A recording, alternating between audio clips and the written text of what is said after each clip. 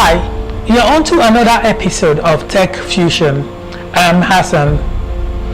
Once you know where you want to go, once you have a passion, money, titles, and skill cannot limit you. On this episode, we'll recall the journey of a company that changed the landscape of technology, from computers to music, telephone. Let us go to Cold Fusion and follow the journey of the most profitable company in the world.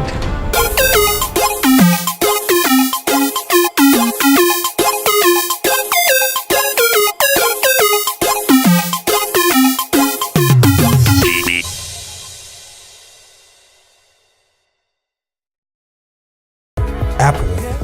From a garage to one of the largest companies in world history.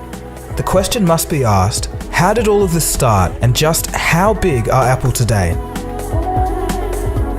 In this video, we'll take a look at the fascinating story of where Apple came from, and then some facts. We'll then move on to the company's size, and finally finish up with some conclusions. My name is Dagogo, and thanks for joining me. Please get comfortable. This story is a pretty good one. Let's begin. The beginning of Apple was a true all-American story. You know how they say great things happen when you're in the right place at the right time? This is true for the foundation of Apple. The year is 1969, and the timing was perfect for some real innovation.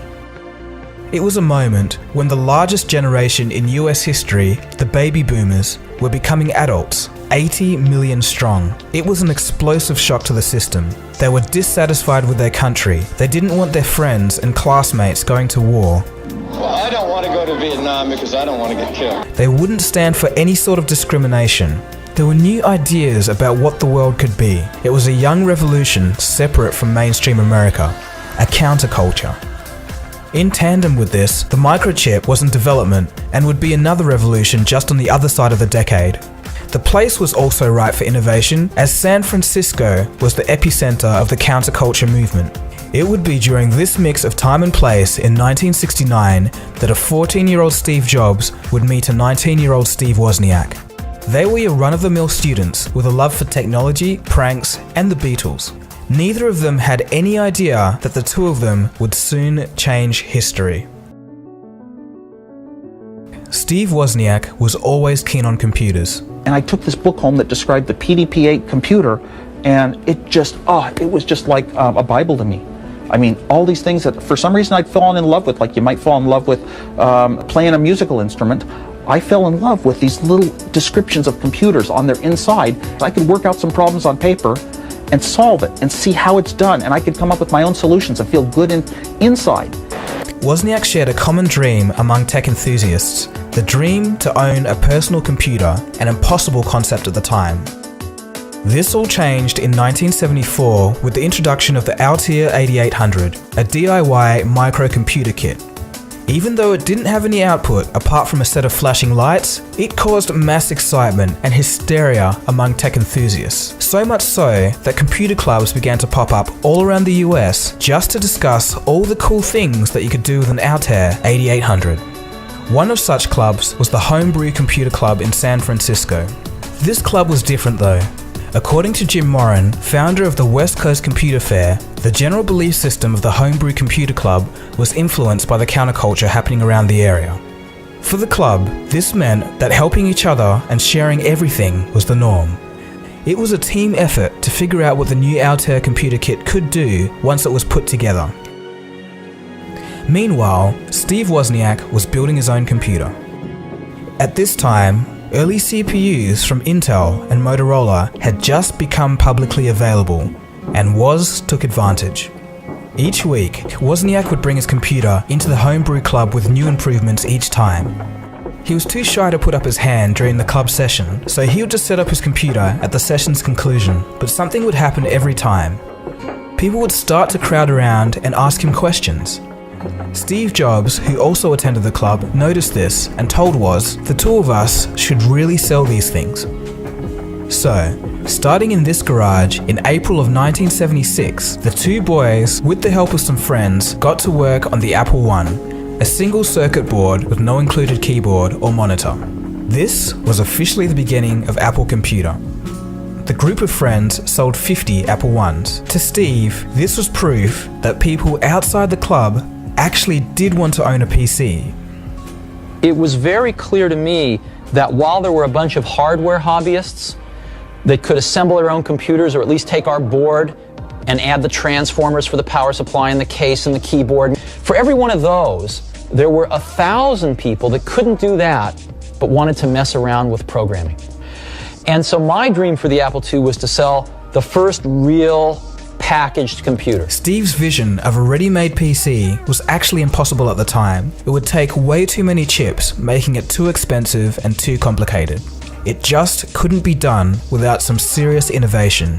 As it turns out, Woz didn't actually know it wasn't possible. He single-handedly used his mind to make an industry breakthrough. And then I got into a way of why have memory for your TV screen and memory for your computer, make them one. And that shrunk the chips down, and I shrunk the chips here. I looked through manuals and found a chip that did it in one chip instead of 5 and reduced that. And one thing after another happened. I wound up with so few chips. When I was done, I said, hey, a computer that you can program to generate colored patterns on a screen, or data, or words, or play games, or anything. And it was just the computer I wanted. Steve Jobs added his design knowledge while insisting that the computer should be easy to use. This combination made the Apple II palatable to the consumer. Steve Jobs managed to get some investment money together for manufacturing. The PC was now a far cry from the hobbyist box with a bunch of lights and switches just 2 years earlier. The new company showcased the Apple II at the 1978 Computer Fair, and they stole the show outright. No one had ever seen anything like it. After this, Apple was off, literally exponentially.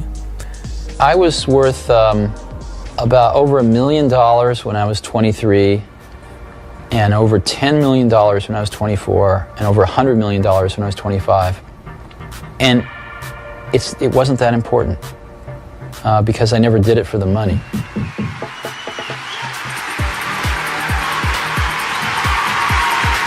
The future would not be all smooth sailing though. By 1980, IBM saw Apple's success in the PC market and realized that they were wrong about the PC. It wasn't just a hobbyist toy, it could actually be used to extend human intellect and even for communication. Throughout the 80s, Apple would battle with IBM and the other PC manufacturers, losing market share as they went along. For Apple, the next few decades would see failure, success, and everything in between. After losing its way and flirting with bankruptcy, the company would shed the excess and return to its roots, ushering in a second golden age. The modern era of Apple is a force to be reckoned with on the world stage. They have a strong devoted following and managed to take home 92% of all smartphone profits in the first quarter of 2015.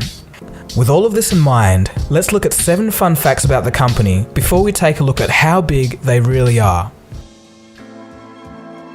Number 7. Where did the name come from? According to Steve Wozniak's 2006 book, I Was, Wozniak explains that the name came when he was driving Steve Jobs back from the airport. Jobs had just returned from a commune called the Apple Orchard. In the car, Jobs suggested the name Apple Computer. Wozniak was concerned about the name because they could have issues with the Beatles' Apple records. As it turns out, the pair just couldn't think of anything better, and Apple Computer stuck. Number 6. Apple actually had 3 co-founders. So we all know Steve Jobs and Steve Wozniak, but there was a third person that many people wouldn't have heard of. Ronald Wayne. He was the one who designed this original Apple logo, which featured Sir Isaac Newton. It was of course soon scrapped because it was too detailed.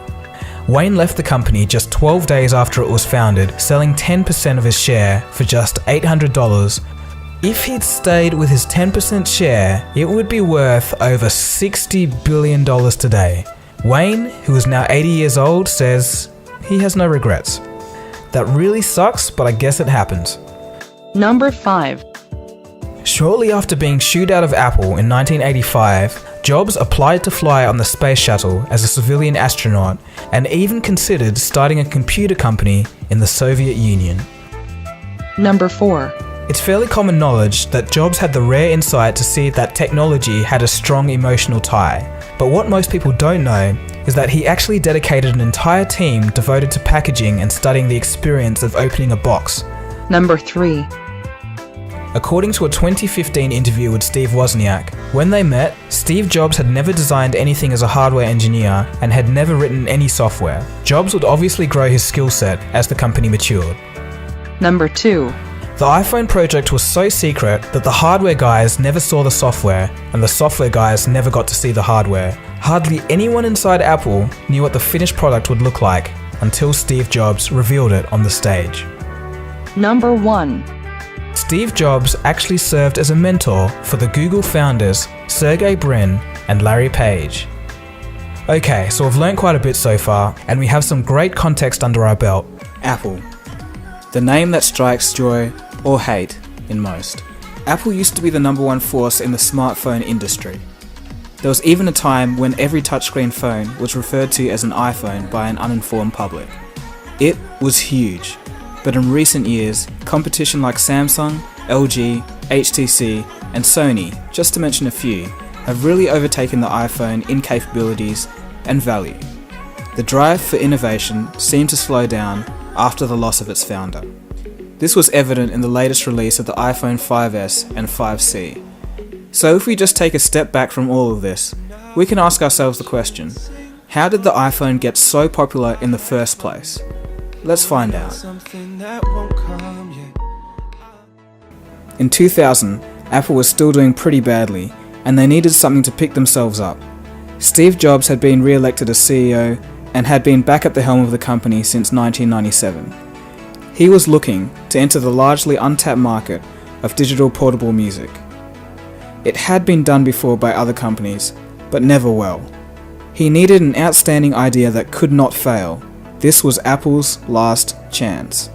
It's a long story, but it actually turns out that the original brainchild for the iPod's design, and even iTunes' way of music distribution, can be traced back to the 1979 invention of the digital audio player by British inventor Kane Kramer.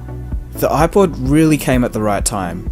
It's actually said that Apple's board members were actually considering shutting down the company, closing doors, and selling Apple.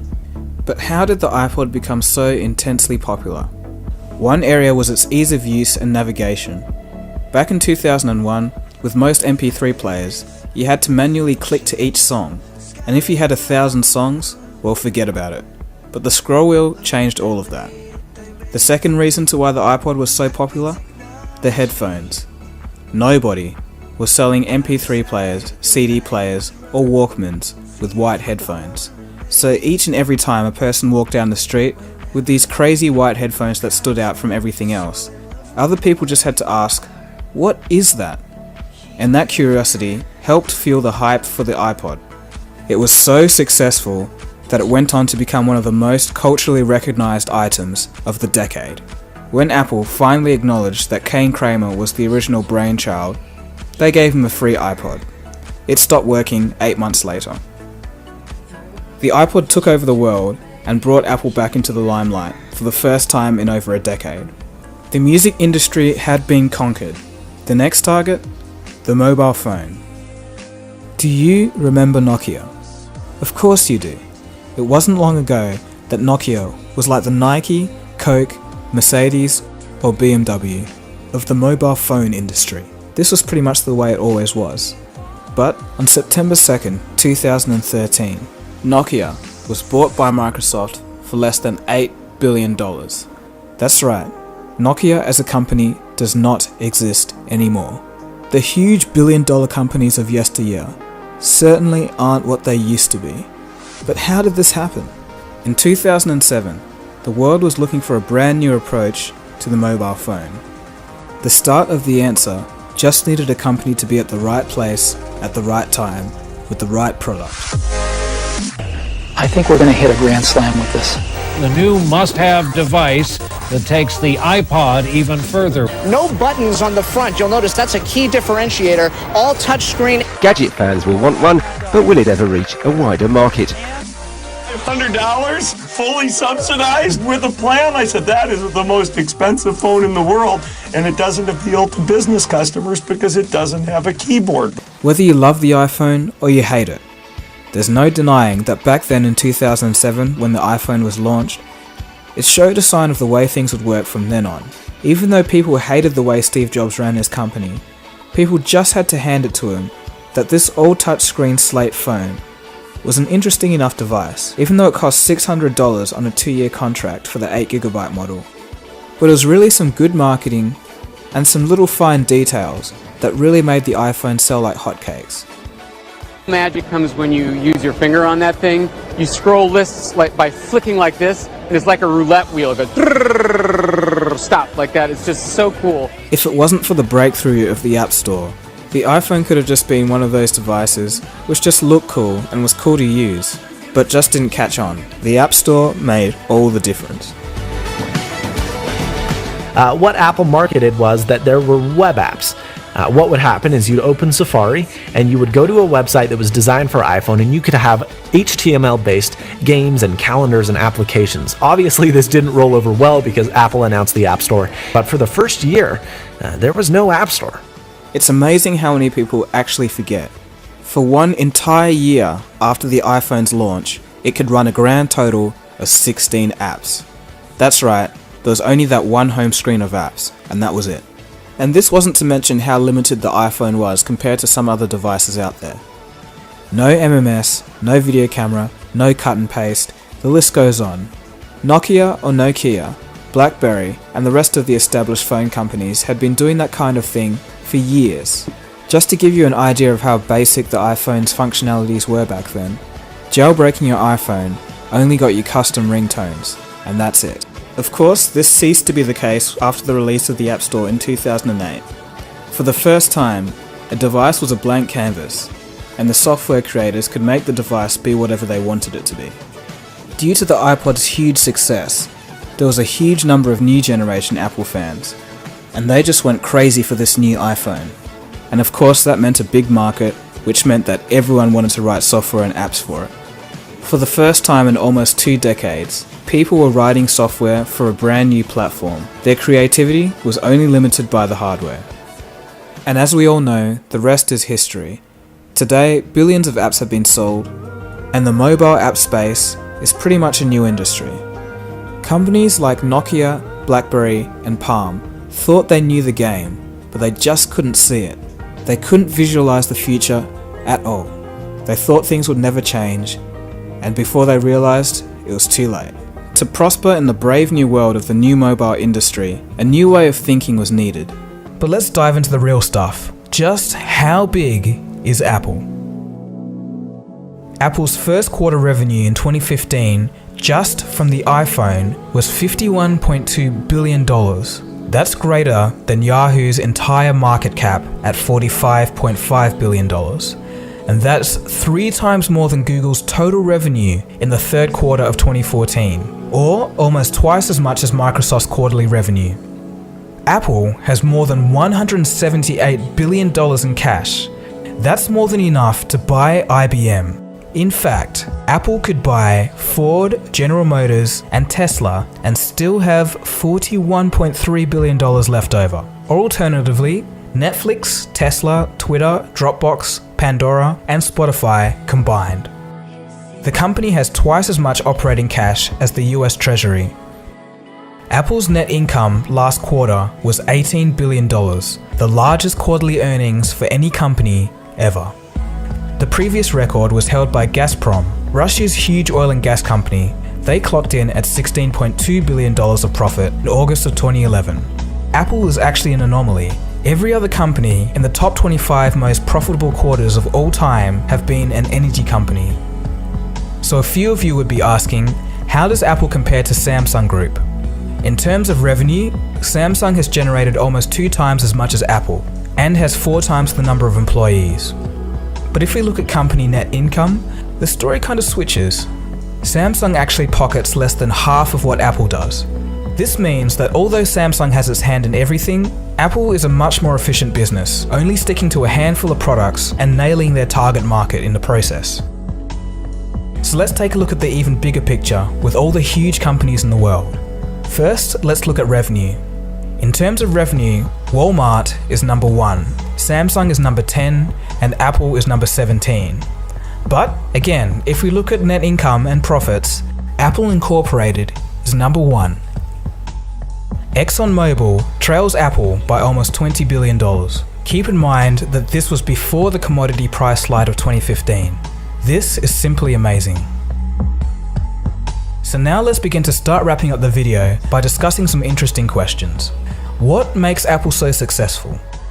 A lot of Apple's success can be attributed to taking a different, more human approach to technology. Technology's job is not just to be a tool in life, but to get out of the way and be transparent, almost natural. Apple has historically done this extremely well. Answering the question from another angle, the modern era of Apple has actually had a lot to do with problem solving. What do I mean? Well, since the late 90s and early 2000s, we entered the true digital age. Core technologies such as RAM and CPUs had falling prices, but storage size and speed capabilities were skyrocketing. This meant that there was a huge explosion of new possible product capabilities. But there was a problem. How do you harness these capabilities to make great products that people want? The answer? Make them easy to use. Case 1, the iPod in 2001. Hard drive storage had come down to a reasonable size and capacity was increasing. But interestingly enough, in this whole new digital music revolution, there is no market leader. They haven't found the recipe. No one has really found the recipe yet for digital music. But Apple had a problem. If they were to make a digital player, there would be just too many songs to get through. Who would want to click through 1,000 songs one by one? How would we make this as user-friendly as possible? A haptic feedback scroll wheel ended up being the perfect solution. Case 2, the iPhone in 2007. Phones were now entering a new age.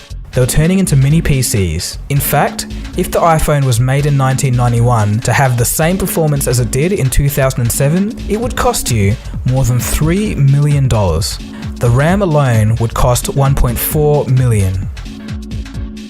With the start of this new mobile age, the old thinking of a cram keyboard with a tiny mouse or equivalent navigation had to change. There needed to be a better way. The solution? A capacitive touchscreen, the first ever to be put in a consumer device, a real breakthrough at that point. But that wasn't enough though. When you make all the details count, the product can sell itself. Remember, the simple list scrolling of the iPhone blew people's minds.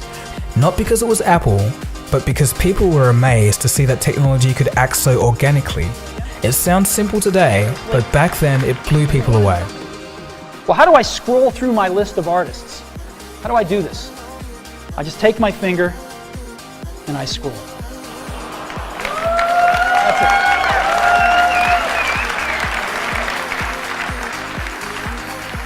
it. Uniqueness and innovation was key to Apple's early success. It was also Steve Jobs' belief in the emotional aspect of a technology product that set Apple apart, an aspect which many tech companies today still don't fully realize the significance of. So what's the takeaway, the big picture? I just love this story. A couple of kids tinkering in their garage created a company that now has a bigger quarterly profit than all the big oil companies and even Walmart. It happened because they were in the right place at the right time, but also because they were passionate about what they did. The most important thing, though, I think, is that if you're going to start something new, you have to feel passionate about it, because it's really hard. Most of the difference between people that succeed and people that don't is the people that don't give up. They give up sooner than the people that succeed. And you have to be passionate about it because it's so difficult. The roots of Apple at the Homebrew Computer Club also show us something. If you surround yourself with other passionate and positive people, it can lead to great things. It's just something cool to think about.